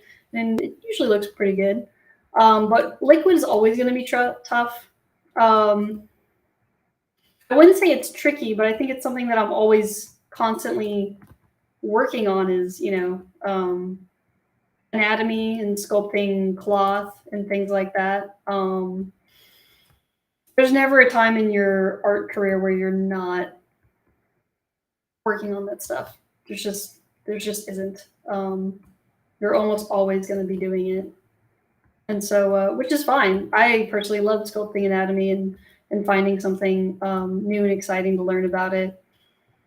I go to the Natural History Museum a lot and draw all the skulls and all the bones and try to learn as much musculature as I can. And so, yeah, it's always something that you're going to be learning and working on, but something that is also, again, not always like super tricky for me now, because anything that you do work on now, over enough experience it's just about time. It's just taking your time with something and breaking it down to its core basics and fundamentals and trying to figure out like what makes that thing that thing. So I'm never usually afraid of any challenges of, oh, I've never sculpted this before. But, people's faces, like that constantly is going to be tricky and challenging because everybody's face is so different and varied. And then when you're talking about different styles, whether you're doing realism or stylized stuff or whatever it is, like each one has its own really interesting challenges that kind of come along with it. So someone on YouTube is asking, do I add thickness to the clothes or keep them as a plane? I like to add thickness. You can do that one or two ways. So you can do dynamic smoothing, which I love. I'll almost always use dynamic smoothing because I try not to add too many subdivisions too early on. Reason being is because there's tons of stuff that you, burpee, can't do once you have subdivision levels. But one thing that's really great that was added was you can actually add preview thickness as well. So if I up this, there we go. So this is still a single plane that looks like this, but whenever I turn on dynamic, I can actually see what it will look like with thickness on, which is super handy if you're not ready to add thickness yet and you're not ready to, commit to a shape, which in this case, I'm kind of not, just because we're so in the beginning level of adding clothes and adding our character stuff. I'm going to bring this down. There we go. But also there's a lot of stuff about this that's like, this is a single plane, but in reality, it's going to be kind of like a hood. So there's going to be overlapping geometry and tons of other stuff that I'll probably have to sculpt in later. So I might not treat this as a,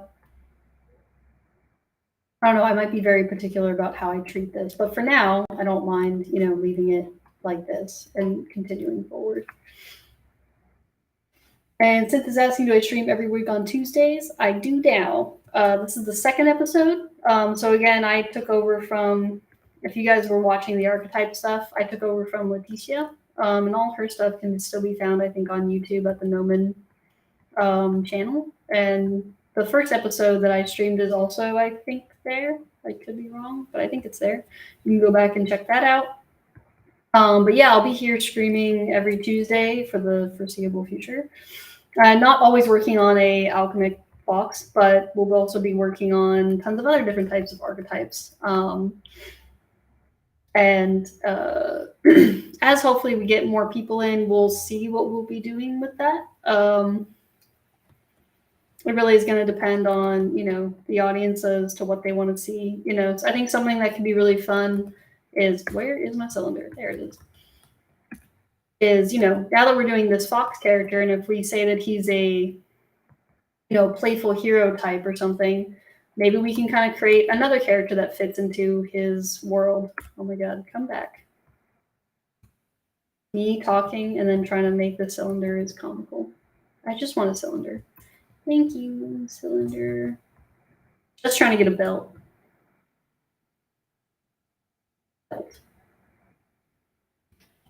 Also for 3D printing, if you're making a belt, don't make it a thin piece of geometry that then you have to try to fill in. Just have it be a full piece that goes into the character. Done. Now it seems maybe that seems kind of like duh, Ashley, but I promise you, sometimes it's not always that simple. Yeah, so I'm gonna polygroup, I'm gonna polycrease this so I can get something. I'm gonna make this kind of a darkish brownish belt color. I want to try to get the top half, and then I want to try to get his pants in there. And then we get to figure out, I think there was a question last week about, you know, anthropomorphic animals in their pants because they have tails. So this is going to be a fun thing to figure out, like, oh yeah, how does his tail like come out of his pants? And what is that going to look like? We didn't color this red. How dare I? We were looking at it in red. Didn't color it red.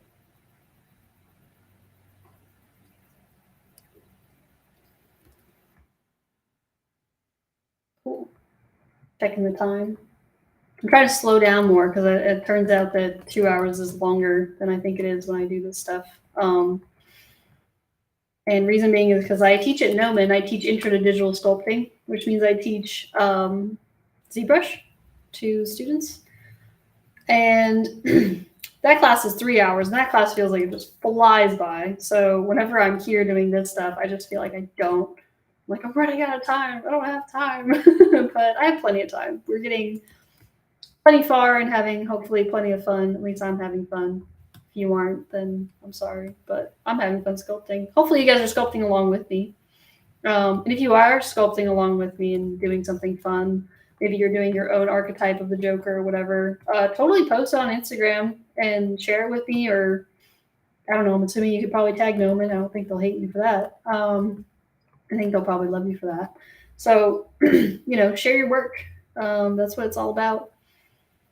You know, if someone learns I can do dynamic thickness, or you know, if you sculpt the character the way I taught you, just tag me and I'd love to see it. That's like one of my favorite things, is to share all this stuff with other artists.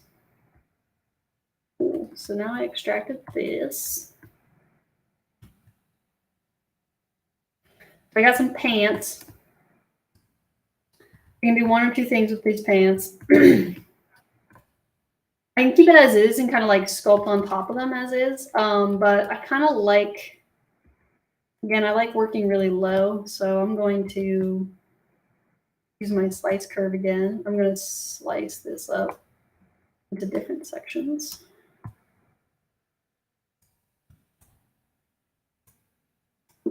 Delete the inside first. Let's do that. Yeah, that's what I want.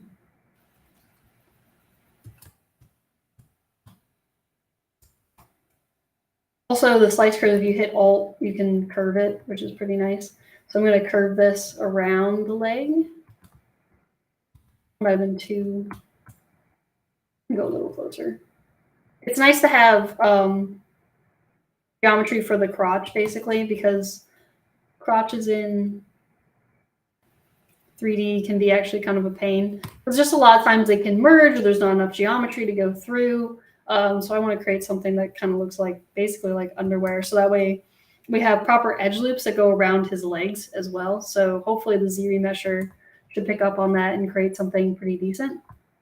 If you want to be really sure about Z-remesher, you can even cut this more. Oops, just don't cut it at that. Cut it like maybe like that.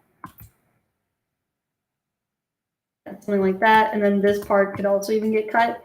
And again, that's just because Z-remesher, the more you give it guides as to where those loops should go, the friendlier it'll be. So as long as you say keep groups on and you Z-remesh this, you should get something pretty decent to work on. And you can see that the edge loop will go all the way around. If I smooth this out, I can actually grab that full loop, which is what I want. And that makes me happy. So keep having that. That's all right. That's okay. And again, because our character's stylized, I'm kind of going with lower res geometry because I'll be looking at the silhouette. If I want to really look at silhouette, I can also hide his tail for now because I can't see his legs. But even though later, yes, he'll have a tail, I do want to see what his silhouette of his legs are kind of doing.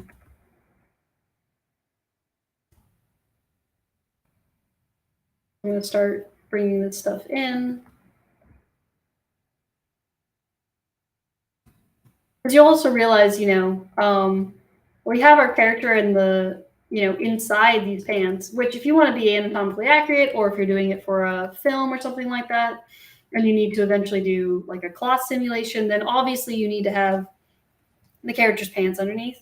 But again, we can also kind of cheat where if you're never going to see his legs, and there's a part that like pokes out in the back, but the silhouette shape is more interesting if you just leave the pants where they are. We can pretend his legs aren't there, and it's totally fine. It really just depends on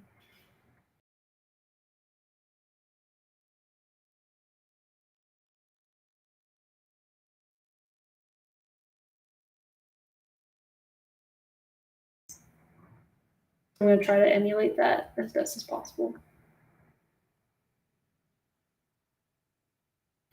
His pants really thin out, but they stay pretty like thick and baggy. But as you can see, I'm just trying to get the right clothing silhouette to pop out.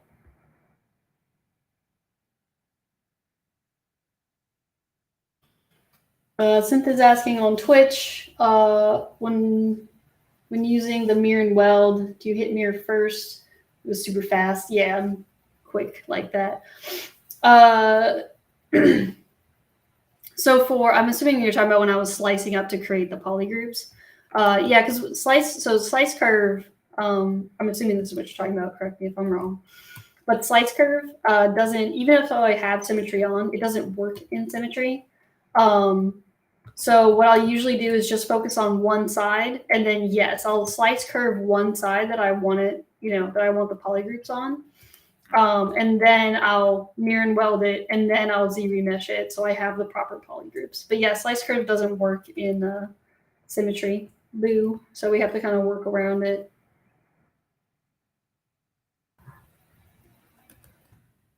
And you can see that I'm sculpting, but I don't even have I don't have any topology or like subdivisions on this yet. So I'm a big fan of going and staying as low as you can for as long as you can. I'm going to try to get the most out of these pants without adding subdivisions. Because again, it's just going to be easier. We're going to have some trouble with stuff like this, but we might be able to get away with it if I'm really choosy about which polygroups I'm pushing and pulling. And I don't really care what this looks like right now. I know these are kind of stretched, so later on we'd probably have to change that. But for now, it's fine. If it gets the shape that I want and the look and feel that I'm getting, then I'm happy. Got some Goku pants. My favorite Goku pants. I'm going to call them Goku pants because everybody loves Goku pants. Really, it's Akira Toriyama pants, am I right? Because it's in Dragon Quest and Chrono Trigger and all that stuff too. Does it transfer from right to left or left to right? I forget that too, because sometimes I'll look and I'll go mirror and weld, and if it's wrong, just Control Z, and then you can mirror it first and then mirror and weld. Mirror is down in deformation. It's right here, but I always have mirror and weld as a hotkey. In my little palette, and I would suggest doing the same. This is basically getting his own private lesson from me.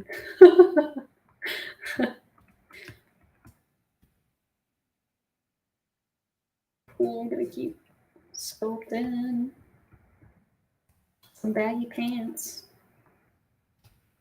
Don't be sorry, I'm sitting here in a dark room sculpting by myself, so obviously talk away. I need people to talk to.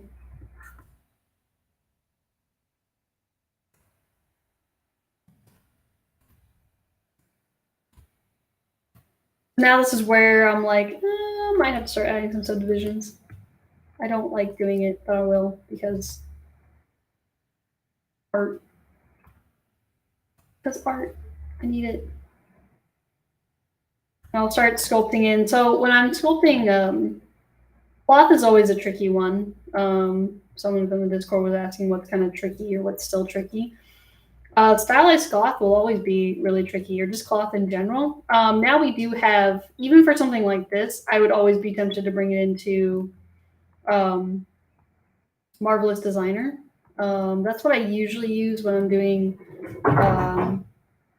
professional work and whatnot for games and everything. Just because, one, it's super fast. It's a simulation, so it's going to out-sculpt you with folds time and time again.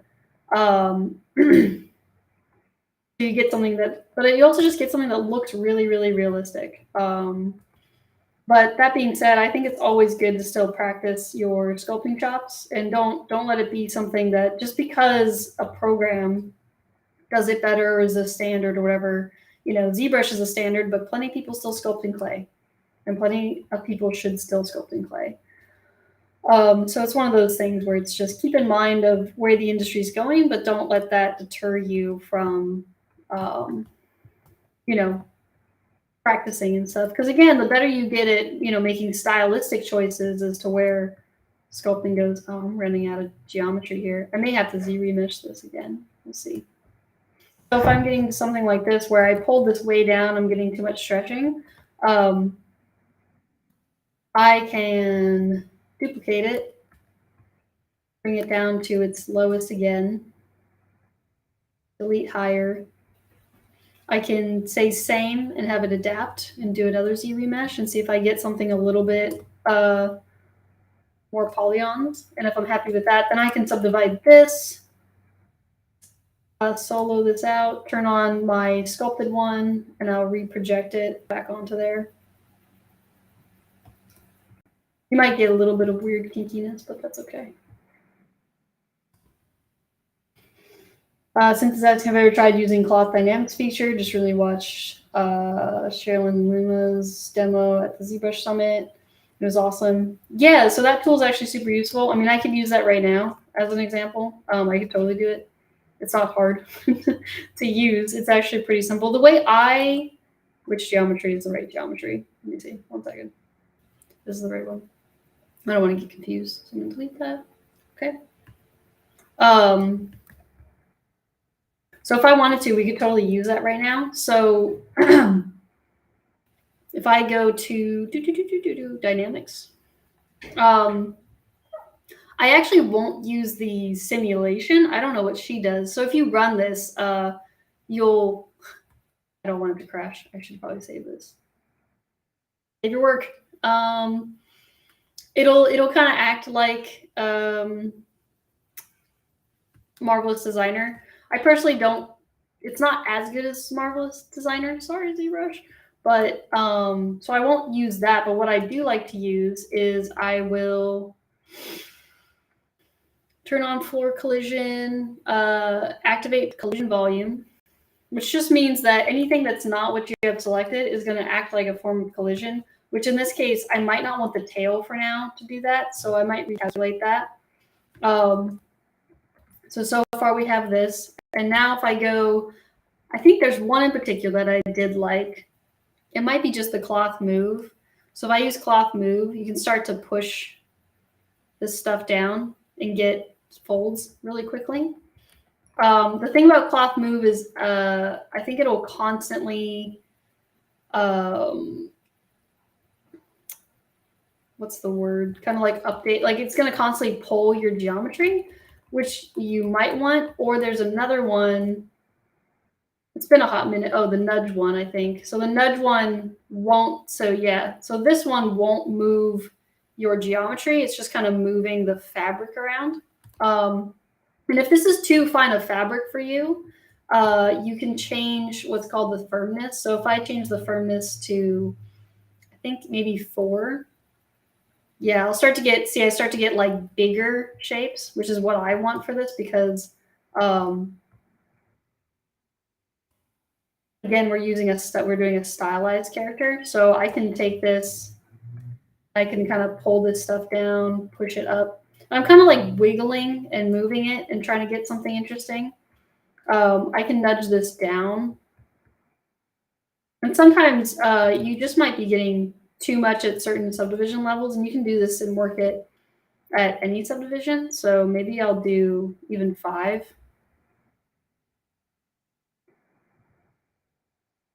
I'll start to pull this stuff up. Also, you can see that it moved how thin this was, and that's because the inflate of the volume is set at 1. So if I set this even lower and then recalculate, then move this down and readjust this, it'll get a lot closer to the surface.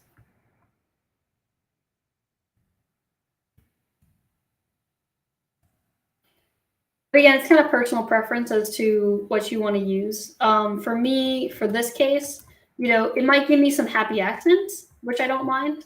But a lot of this too is going to be, what happened here?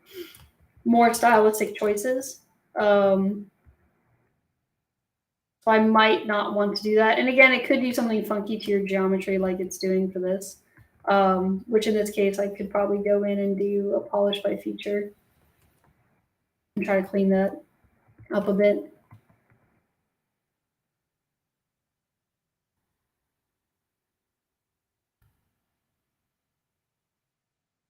Just to get back my nice belt line. And then if it got too far away from the surface of your, where his belt is and stuff like that, I can bring this back in. I should have, what I can do with the cloth dynamic stuff too, is if I only want to work with like, this pink, the middle part of his pants and not mess with the geometry and stuff down here, you can mask it and you can still move up and down around with like the cloth dynamic brush. So I'm just polishing these lines because they got all jaggedy, which for me as a character artist, if I'm doing something really stylized, I don't want that. I want it to be nice and clean and straight. And then I want to be able to make the stylistic choice of, adding stuff later to it. And you can see that it got like a little funky. So me personally, I would have masked this first before. But you can see it's pretty easy to clean up. I can just polish by features and it goes away pretty quickly. So ZBrush, again, is pretty friendly just in general when it comes to doing stuff like this. Rono from Twitch is asking, will you keep the folds on these pants symmetrical? I think for stylized work, it's more common to mirror folds.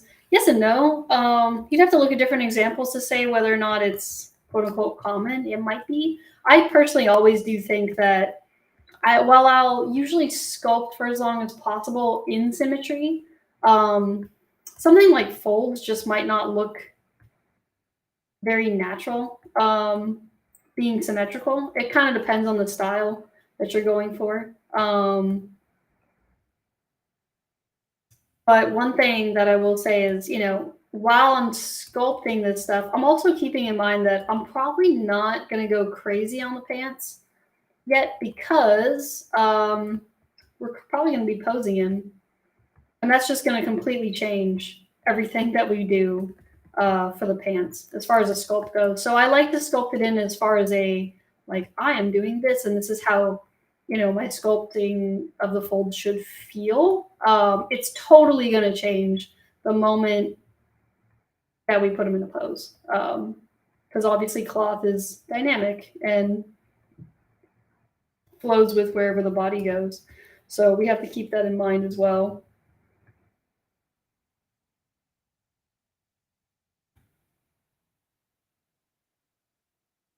I'm just trying to think about hard structures too. So, if I put transparency on, and I actually do want to keep in mind with where his elbow is, or not his elbow, what am I saying? Where his knee is. I know anatomy. Where his elbow is. I keep saying elbow, knee. I keep doing it, guys. Sad face. Then I can bring this in closer and go, okay, where is that knee, right? And how are folds gonna fall off? If they're baggy, how is it gonna fall off from the knee? You know, what is gravity gonna do to these pants? How are they gonna bunch up? And things like that. And I can start kind of thinking in that term. So, you know, now that I know that the knee's there, you know, where are the folds and stuff gonna fall from and go to? And that comes from studying, you know, if you go to figure drawing classes and you do clothes figure drawing, you can start referencing, you know, good shape patterns and fold patterns and things like that. And you'll start to see certain fold patterns. And understanding, you know, there's going to be folds that are going to be breaking out from the knee. That's kind of the point of tension that we're coming from when it comes to, you know, sculpting these baggy pants. And usually X's are a pretty safe cloth fold. So, you know, if you're doing the classic like Y shape like I did here, but then you'll also go in and do kind of like these X shapes. And again, this just comes with a lot of time of studying and looking at, you know, real cloth folds in real life and whatnot. And you can get something looking pretty good. Like I'm trying to get something that looks like bunched up clothes or cloth at the bottom of his pants, because that's what I have in my concept.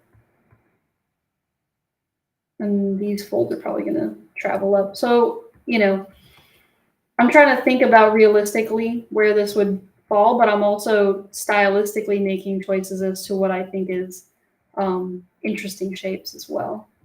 So if there's a fold shape that I'm like, ooh, this just looks good, maybe it doesn't in reality make a lot of sense, I don't care, because I think stylistically it's a better choice. So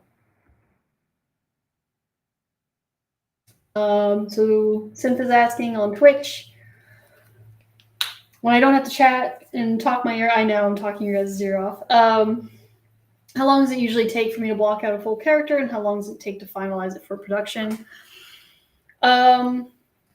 So honestly, while sometimes I do get distracted talking to you guys, most of this is pretty real time. So I wouldn't say it would take me that much longer to block out a full character like this. And yeah, if I don't have to talk my way through it, then obviously the process does go a little quicker. So at our game company, it's going to vary from whether you're working on games or whether you're working on film.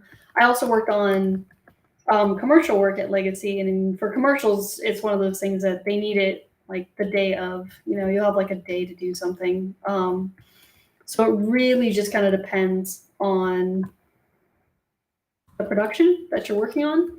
But most time for game quality stuff that I'm working on right now, I get about 3 weeks to have a block out, to sculpting a high res in the week, and then I'll do a low res in UVs, and then I'll do texturing and stuff the 3rd week, along with some look development, and sometimes that'll go into a 4th week, and that's usually about how it goes.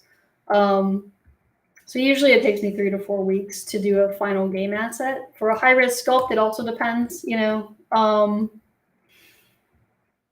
For something more stylized, there's obviously less details that you have to worry about, but the shapes have to be really, really particular. So each have its own kind of like uphill battles, I guess I'll say, as far as working and stuff like that. All right, I'm going to stop touching the pants now.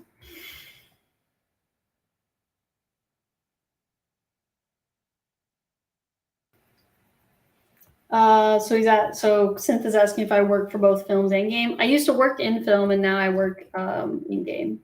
So I worked at Legacy Effects, and then I moved on to gaming a few years ago. I worked on Cloud Imperium, on Star Citizen, and then Now I work at a place called Cold Iron Studios, working on Aliens Fireteam Elite. So I'm their senior character artist, and I get to sculpt Xenomorphs all day, which I really can't say I have much to complain about when it comes to that studio, and the stuff that we get to work on is really fun. It's a great experience so far. I've only been there for, I guess it's coming up on a year, actually. That's crazy to think about. But yeah.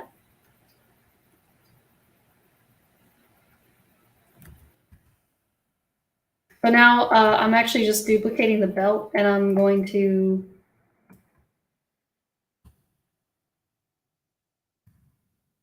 oops.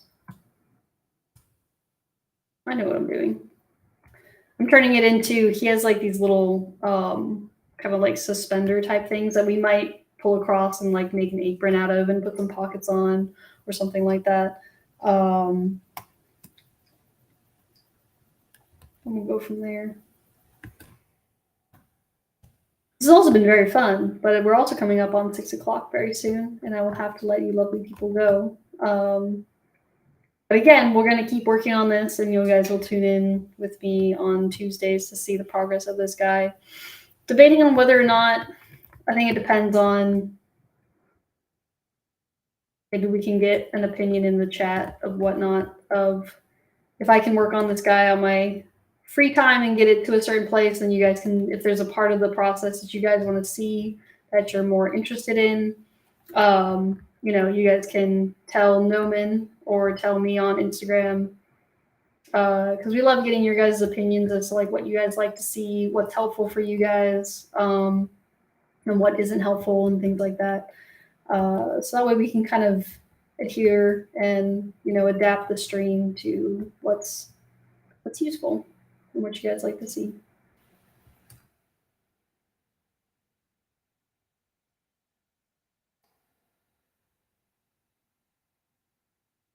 So I'm deleting some of these edge loops because it's too many. Again, I like to stay super, super low, because then I can mask these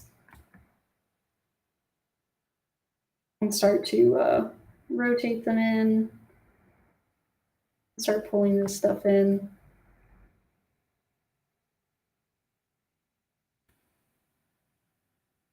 The lower I go, the easier it is to kind of like edit and change and adjust all this stuff. And see, in 3D, this kind of starts to work very differently from what I had, you know, in the model or in the drawing, the concept. Trying to figure out, you know, what's going to work best in 3D. Because in my drawing, he's a little more hunched over in my drawing, but I'm trying to keep him a bit more in a T-pose for now. But when he hunches over, you know, these will definitely pull taut and be nice and be kind of like a cool little silhouette shape breakup and whatnot. But for now, they'll just have to sit kind of like that. Someone's asking from the no, not from Discord, Twitch. In terms of design freedom, are films or games more strict? I would say that depends on the project. Film's usually a little bit more restrictive because, at least in my experience, because I was working with live action stuff. So, you know, when you work on something like Mandalorian, helmet's got to fit a real person. You know, helmet's got to fit on, gauntlets have to fit properly. There's a lot of things about practical effects that, again, because it's practical, you can't get away with as much stuff. You know, I worked on a Destiny 2 live action trailer, and I remember we were making the Titan suit, and the Titans in Destiny 2, they have these giant, you know, pauldrons, which in reality, if you make them as big as they are in the game, you raise your arm a little bit and you hit yourself in the face. So there's just things like that that we have to be really, really conscious of when we're like designing and building out characters and stuff for game or for film. But when you're working in games, you get to be a little bit more, there's a bit more freedom to it, right? Because our stuff doesn't have to go on actual people or go on set or anything like that. That's what I did. I accidentally clicked on the other one. So yeah, so usually games are a bit more free, and you get a bit more creative freedom, just because also usually games tend to be more stylized or whatever it may be. Get to work on them longer, you have more time, things like that. There's tons of different reasons, but it does depend. I do find that I have more creative freedom most of the time, though, being in the games industry than I do in film, which is part of the reason as a character artist I choose one over the other. Well, it's 6:01. You guys have one more minute of my time than you're supposed to. How dare you? But I think for now, yeah, I wouldn't hate how far we've gotten, and I think we can continue working on. We have tons of stuff to add to them, shoulder pauldrons and goggles. Maybe over the week I'll add some of that stuff that's a bit more boring, but I'll save something maybe that's more interesting, like the goggles, and how I will go about like modeling the goggles and stuff with you guys for the next episode. I appreciate all your guys' questions and everything. Synth, hats off to you. Thanks for keeping me busy along with King Tauntaun over here. And again, this is sponsored by Lenovo. This is the Archetype stream. If you guys didn't know what you tuned into, that's what you tuned into. So join us every Tuesday from 4 to 6 in my dark little room that I have here as we continue to sculpt on the Joker character, or more so a trickster little fox character. Seeing as how busy and crazy he might be, maybe he'll go 4 episodes. We're just going to kind of play it by ear and see how it goes. But yeah, thanks for tuning in, you guys, and I will catch you guys on the next stream. Bye.